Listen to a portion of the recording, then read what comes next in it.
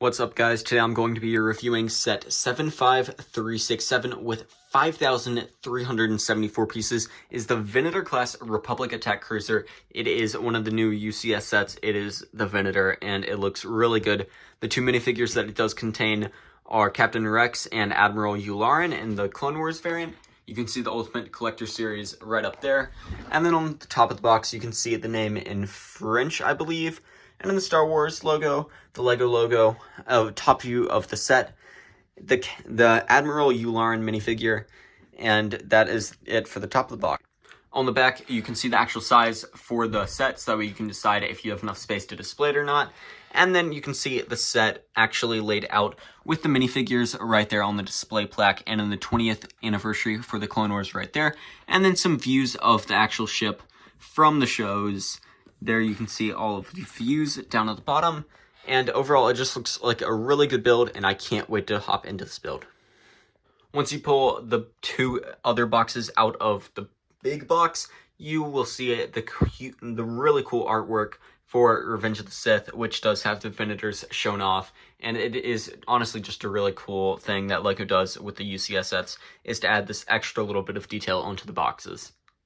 Then flipping around to the other side, you can see another view of this exact same battle. There's a little top-down view of all the Venators, and then here is a little side view of Anakin's ship, and then some of the Venators and Separatist ships in the background.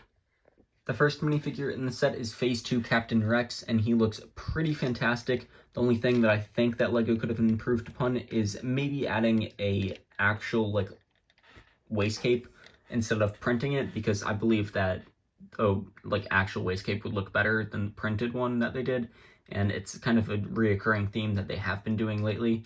But I do love the pauldron that they added onto his shoulder. He has some great printing all around. He's printing on his arms and on his legs, torso, and helmet.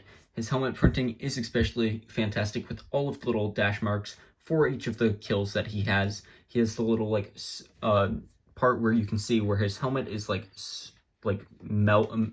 molded together to create that Phase 1, Phase 2 type mold.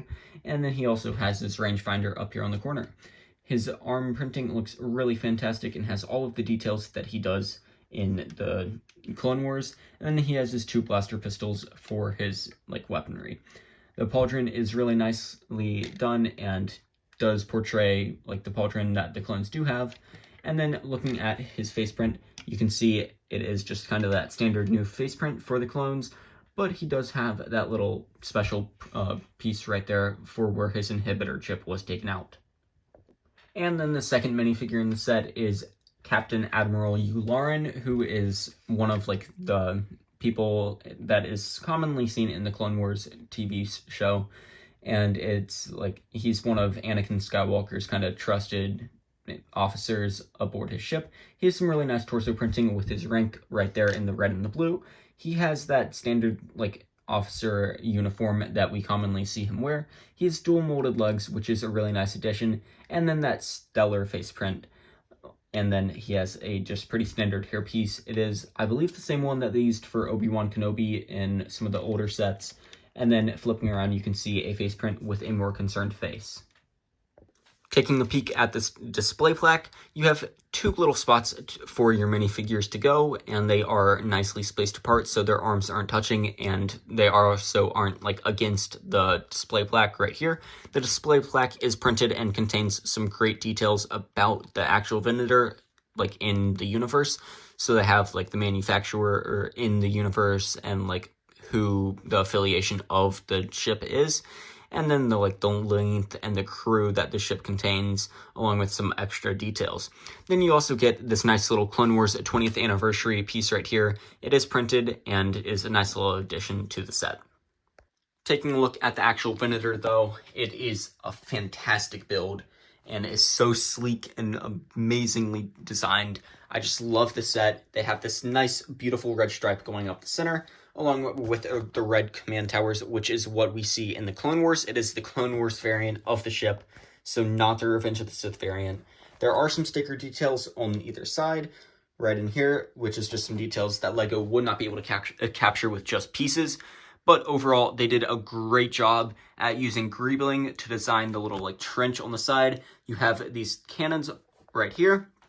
And then on this side, there is a hangar bay with a gunship coming out of it. And the gunship is a really like simplistic build made of like 3 parts. But I feel like it does capture what the size of the gunship is compared to the actual set. Then you have some laser cannons up here on the sides. They are all the same. Along with the other side, the build is just completely identical, except for this little hangar bay where the gunship is. On the other side, it is just a blank little closed off hangar bay. You can see they use some inverted tile techniques to get that detailing on the back.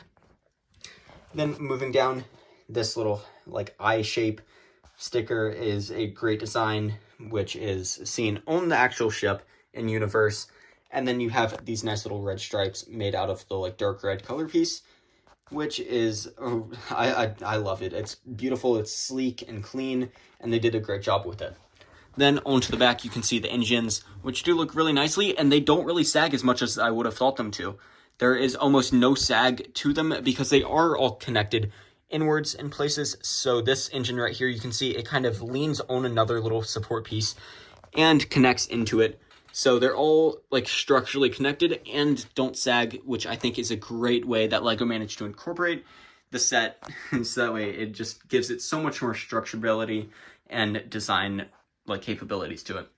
They did a great job designing this little like thing that goes up, up to the bridge. And then you can see all the little translucent blue pieces in here for the lights and stuff. And then up at the top, you can see the 2 bridges, which do look fantastic, like always. There's a ton of little red greebling up on them. And then onto the back, there is that nice little curve that goes down into the engines. There is another little sticker piece back here, and some nice like tiling and stuff to make it smooth and sleek.